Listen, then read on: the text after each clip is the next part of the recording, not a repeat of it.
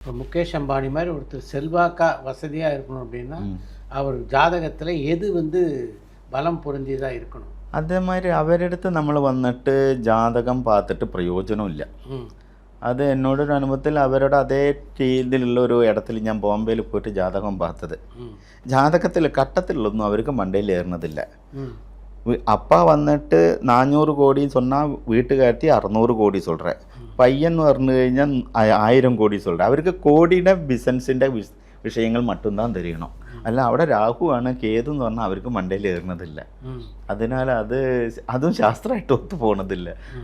അവരുടെ business mind தான் അവർക്ക് ഓടിയിട്ടിരിക്കും. അവിടെ നമ്മൾ ഇന്ന ദശയിൽ ഇന്ന ബുദ്ധി നടക്കുന്നതിനാൽ ഇന്നത് നടക്കും சொன்னால் മണ്ടയിൽ ഏറുന്നതില്ല. എന്ന് വെച്ചാൽ ഇതേമാതിരി ആ കേസ് പോകാൻ കാരണം എന്ന് വെച്ചാൽ പയ്യനുക്ക് ഒരു கல்யாண விஷயத்துக்காக தான் போனது. அப்போ இந்த கல்யாணம் பண்ண வேண்டாம், நடக்காது, நடந்தாலும் நல்லா இருக்காதுன்னு சொல்லி தான் பார்த்து கொடுத்தது, சொல்லி கொடுத்தது. அது ஒரு പാലക്കാട് ഒരു അയ്യർ മുഖാന്തരം தான் പോയി பார்த்து കൊടുത്തത്.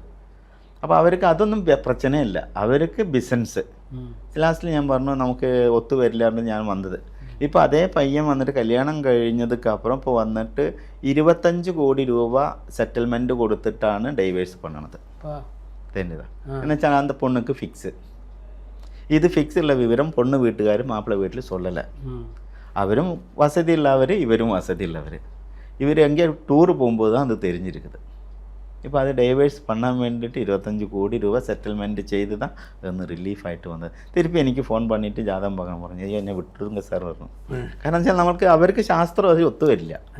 അവരുടെ മെയിനായിട്ടുള്ളത് അവർക്ക് വന്നിട്ട് ബിസിനസ്, കാശ് സമ്പാദിക്കണം. അത് വീട്ടുകാരത്തെയും വീട്ടുകാരനും മകനും 3 പേരും தான் இருக்குது. ഒക്കെ ബിസിനസ് தான்.